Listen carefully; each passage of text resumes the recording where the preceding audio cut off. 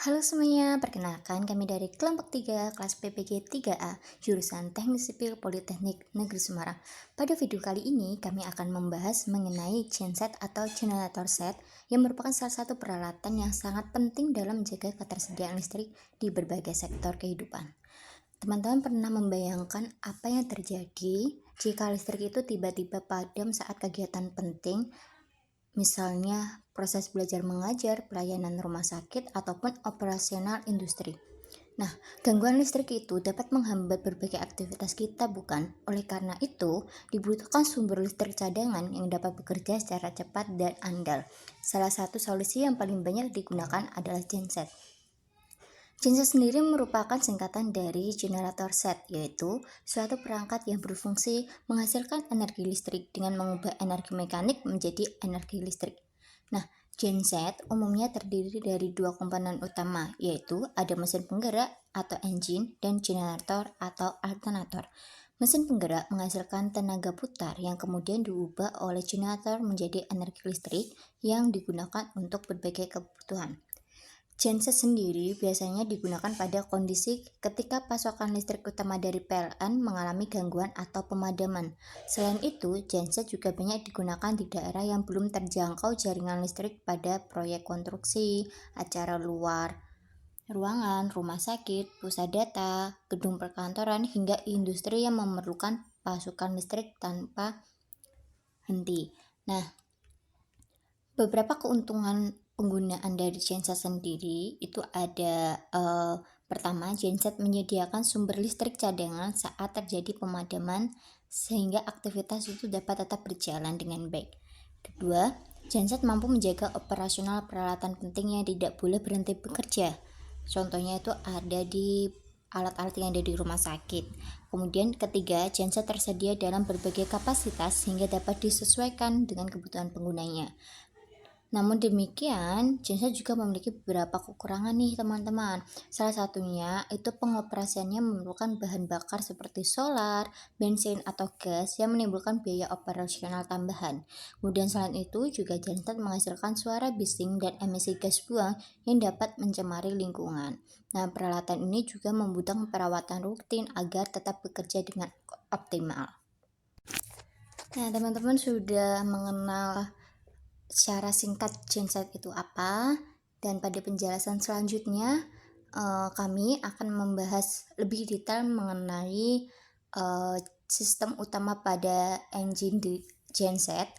Beberapa sistemnya yang akan kita bahas, pertama ada generator, kemudian ada engine, kemudian kita akan membahas juga tentang BBM, pendinginan, gas buang, penghawaan, starting, dan tipe genset yaitu ada genset silent dan genset open.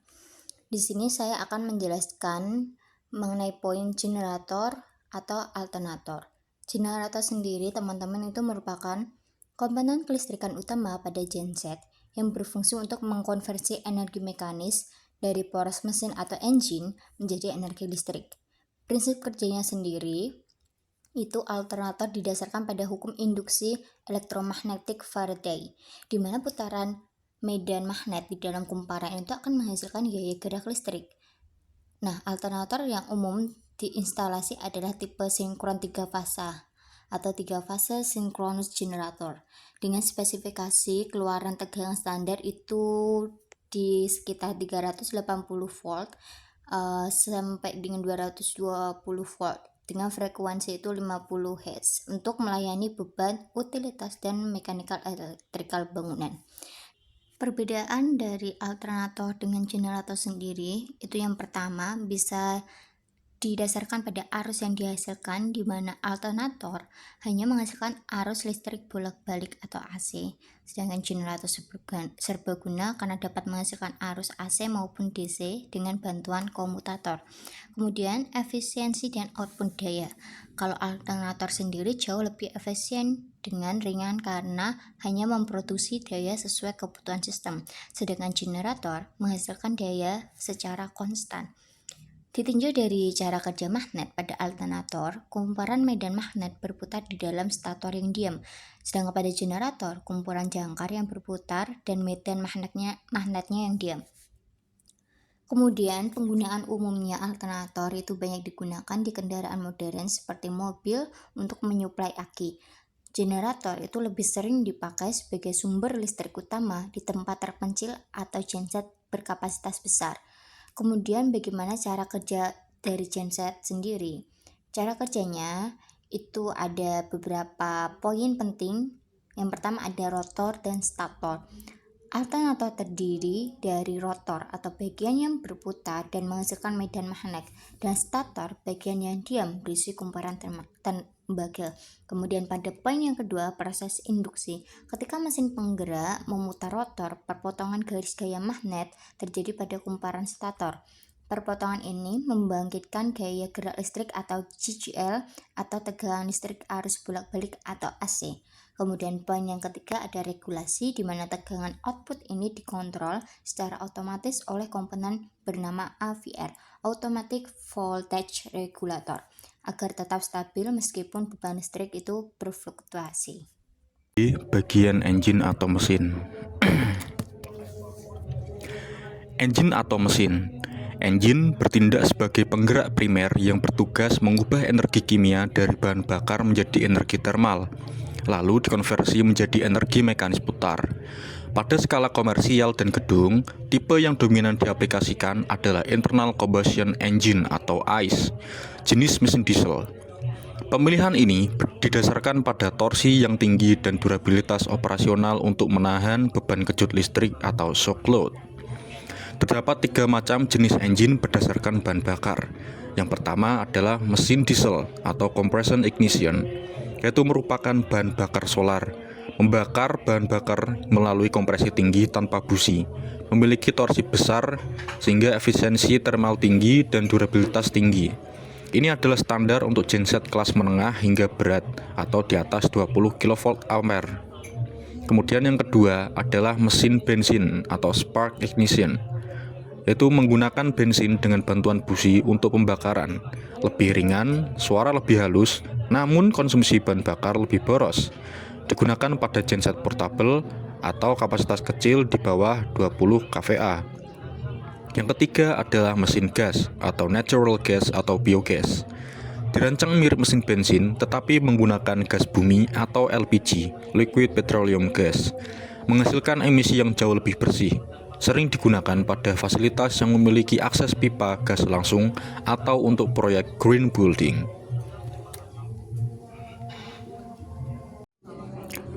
Bagian C, sistem bahan bakar. Sistem bahan bakar, prinsip kerjanya menyimpan, menyaring, dan menyuplai bahan bakar ke ruang bakar engine dengan tekanan dan debit yang presisi sesuai dengan beban listrik saat itu. Terdapat 2 macam sistem tangki dan suplai. Yang pertama adalah base tank atau tangki harian terintegrasi, yaitu tangki bahan bakar berada di bagian bawah skid genset. Berkapasitasnya terbatas, umumnya dirancang untuk operasional 8 hingga 12 jam pada beban penuh. Yang kedua adalah eksternal atau bulk tank, tangki eksternal, yaitu tangki penyimpanan berkapasitas besar bisa ribuan liter yang terpisah dari genset, digunakan untuk operasional jangka panjang atau cadangan primer. Sistem ini memerlukan pompa transfer mekanis atau elektrik serta sistem pemipaan untuk memindahkan BBM dari bulk tank ke daily tank. Terdapat 3 macam bahan bakar yang digunakan. Yang pertama adalah high-speed diesel atau solar atau Dexlite. Merupakan standar utama industri, bahan bakar ini memiliki titik nyala yang tergolong aman untuk disimpan di tangki harian di dalam ruang genset maupun bulk tank di basement gedung. Yang kedua adalah gas alam atau biogas. Diaplikasikan pada infrastruktur yang menerapkan konsep green building atau sistem cogeneration atau trigeneration. Emisi karbonnya lebih rendah dan disuplai kontinu melalui pipa pusat sehingga meminimalkan kebutuhan area penyimpanan tangki. Yang ketiga adalah bensin atau gasoline. Peruntukannya pada genset portable berkapasitas sangat kecil, di bawah 10 kVA, dan tidak direkomendasikan untuk beban gedung karena sifatnya yang sangat mudah terbakar atau highly flammable. Sistem pendinginan atau cooling system pada genset. Pembakaran thermal menghasilkan panas ekstrim yang berpotensi mengurangi ketahanan blok mesin. Sistem pendingin bekerja menjaga suhu operasional engine pada rentang efisien, umumnya 70 derajat Celcius sampai 90 derajat Celcius. Untuk macam-macam sistem pendingin, yang pertama ada liquid atau water cooled system, menggunakan cairan coolant yang dipompa untuk ke selubung air atau water jacket di blok mesin, lalu panas dibuang ke udara melalui kisi-kisi radiator dengan bantuan kipas. Ini adalah sistem paling umum dan wajib untuk genset kapasitas menengah ke atas. Yang kedua, ada air cooled system. Mesin didinginkan secara langsung oleh aliran udara ruang atau kipas yang meniupkan udara ke sirip-sirip fins di blok mesin. Hanya efektif untuk genset portable atau kecil. Yang ketiga ada heat exchanger. Sistem terbuka atau kelautan. Panas dari cairan pendingin internal atau primary circuit didinginkan oleh sumber air eksternal sekunder seperti air laut, sungai, atau menara pendingin melalui pelat penukar panas atau pelat heat exchanger. Sistem gas buang atau exhaust system. Prinsip kerjanya yaitu menyalurkan gas sisa pembakaran dari dalam silinder keluar dari area genset secara aman, serta meredam tingkat kebisingan noise dari ledakan pembakaran di ruang bakar. Dan untuk macam-macam sistem peredam, yang pertama ada industrial silencer, menurunkan tingkat kebisingan sekitar 12 hingga 18 dBA, cocok untuk area industri terbuka atau pabrik. Yang kedua ada residential silencer, menurunkan tingkat kebisingan 18 hingga 25 dBA, standar untuk area komersial atau permukiman. Yang ketiga ada critical silencer, menurunkan tingkat kebisingan 25 hingga 35 dBA, atau sangat senyap. Diwajibkan untuk fasilitas sensitif suara seperti rumah sakit, hotel, atau bangunan akademik. Sistem penggawaan atau sistem ventilasi ruang genset. Prinsip kerjanya yaitu mensirkulasikan udara di dalam ruang genset. Sistem ini harus memenuhi 3 kebutuhan. Udara murni untuk pembakaran, udara untuk mendinginkan radiator, dan membuang radiasi panas dari permukaan genset keluar ruangan. Macam-macam sistem